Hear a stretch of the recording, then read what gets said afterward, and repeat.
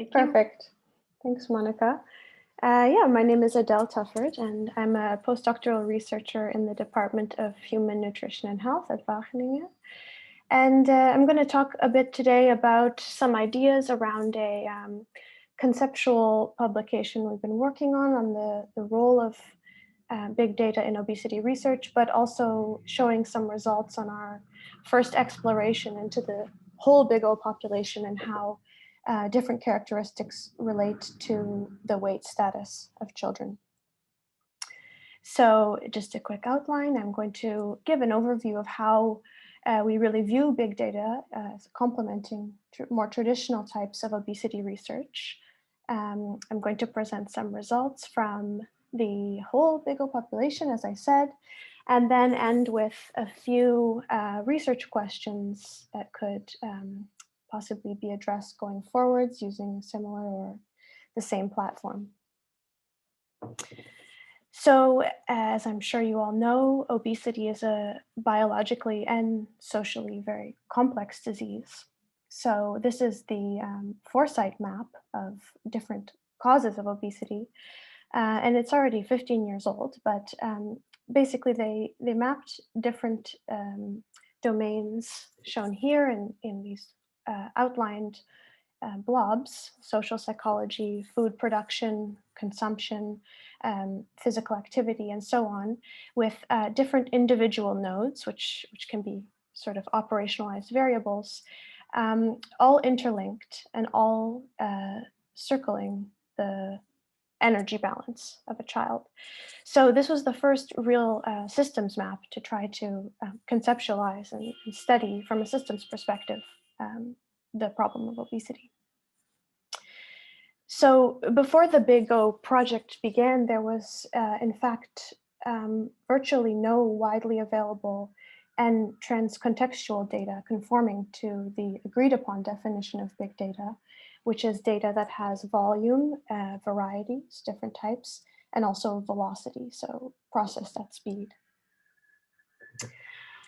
And the question then becomes, okay, how do we advance these complex systems models? How do we actually study multiple variables and fill these data gaps? So here you're seeing the different domains of the Foresight model. And traditionally, a biomedical approach to obesity research has focused on things like energy metabolism, physiology, and nutrients. And epidemiology has focused on, for example, social aspects or physical activity. And big data can really allow us to unite many of these domains. And we've sort of conceptualized these big, sort of more big research questions that can answer as being in the nutritional dimension. So the interaction of foods and nutrients in complex settings, for example, including social settings. The psychosocial dimension, so how does the social food environment influence the diet? And the environmental dimension, so how does the built food environment influence physical activity and diet? So you've already heard from previous speakers quite a bit about what the BigO system contributes, but this is sort of a little infographic of the type of data that we can collect using the BigO system on the scale of individual to individual behavior to the individual's environment. And we see these as really covering the nutritional dimension, the psychosocial dimension, and the environmental dimension. And importantly, data from the BigO system has the three V's, the definition of big data: volume, variety, and velocity. And it also covers 6 out of 7 of the Foresight nodes, so all of them except for food production. So I'm now just going to give an overview of some of the data we've extracted from the system and explored. And this is the entire user population of BigO over the full project period. So in our data set, that's 5,362 users, about equal male and female, a little bit more younger children than older teens, and about 80% school affiliated children and 20% clinic affiliated children. And here you can see a distribution of the BMI of children. So we're using the BMI Z score to measure BMI. And a Z score of over 1 is considered overweight, and over 2 is considered obese. And here you can see the breakdowns by gender and age. So we first explored how mood could possibly be associated to body mass index in our population. So just going to now give an overview of a few of these variables and how they relate to BMI. So we took the average mood score from users. So that's a mood questionnaire that they can answer every time they log into the app. And we found that mood was negatively correlated with body mass index. We also looked into self-reported health measures of the children, so a questionnaire. One of the questions was, how healthy do you feel relative to your peers? And we also saw, and so here you're seeing the BMI distributions of younger and older children, females and males, and each of these are the questionnaire ratings. So 5 is, I feel much more healthy than my peers. 1 is, I feel much less healthy than my peers. And we also saw a negative correlation with BMI and self-experienced health. We can also look very broadly at physical activity of the whole population. And what we also saw when we condensed physical activity data as measured by the smartphone into average steps per minute, we saw a negative correlation again between BMI and physical activity. And from the self-reported measures, so the question, how physically active do you feel relative to your peers? We also saw in all groups a negative correlation between BMI and level of physical activity. So finally, one of the most interesting parts of the system is the ability to relate features of the built environment and surroundings to individual characteristics.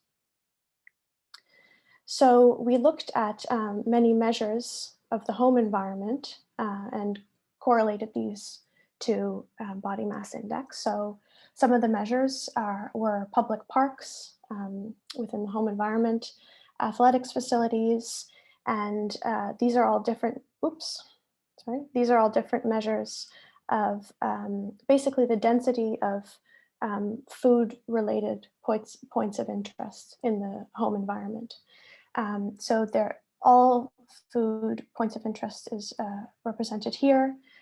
We categorized the home environment as having either a low, a medium, or a high food density. And as you can see, both the high food density and the level of all food points of interest is correlated with BMI Z score, as was public parks and athletics facilities. So when we plotted one-on-one, a measure of basically the number of food points of interest in the home environment and the BMI Z score, we saw a pretty striking positive correlation. So indicating, as this is supported also from the previous presentation, that the more food-related points of interest you are exposed to, the higher likelihood you are to have a higher BMI. So as we model this further, we'll want to add additional variables into the home environment model and try to basically predict BMI based on features. So just looking a bit forwards, just to sort of widen the scope a little bit, um, how do we see big data going forwards in obesity research? And I'm just going to elaborate a bit here on two of the research dimensions that I mentioned earlier. So the first being the sort of psychosocial dimension of obesity. And we could ask, for example, um, what role does food and diet portrayal in digital media play in diet and food intake? So for this, we would need real-time food intake assessments and also log or unbiased mapping of advertisement exposure. And this could lead to various innovations in policies, such as specific policies for the restriction of certain types of advertisements or certain types of foods and diets in, for example, school regions or so forth. So first steps have actually been taken in addressing this from the BigO study, and that was a study on food advertisements from the group of Yanis Yakamidis that published last year. So if you're interested more in that, it's a first step towards using big data to answer a question like this. I presented just a little bit of our first exploration into the built environment and how it could influence body mass. But what we really want to ask is what combinations of features of the built environment influence physical activity levels and body mass index. And we really actually have all of these data needs provided through the BigO system. So the next steps will be furthering this modeling and providing for urban planners and policymakers, as we also have started to do with the public health portal, these tools to be able to model interventions and then the evidence to implement them.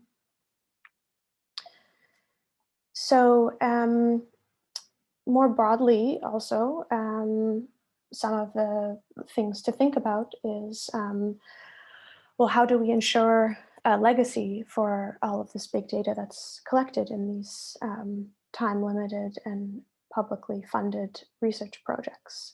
So beyond the health portal, there's a wealth of information available, but how can it be accessed and reused in a privacy-sensitive manner?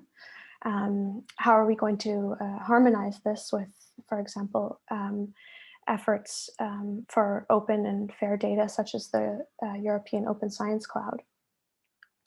And on a more, I guess, ethical note, how do we see ourselves as nutrition and health researchers in competition or perhaps in collaboration with big tech for these types of tools, but also for these types of knowledge that's generated?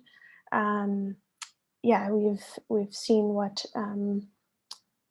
for-profit agri-food has done to the types of diets we're now eating.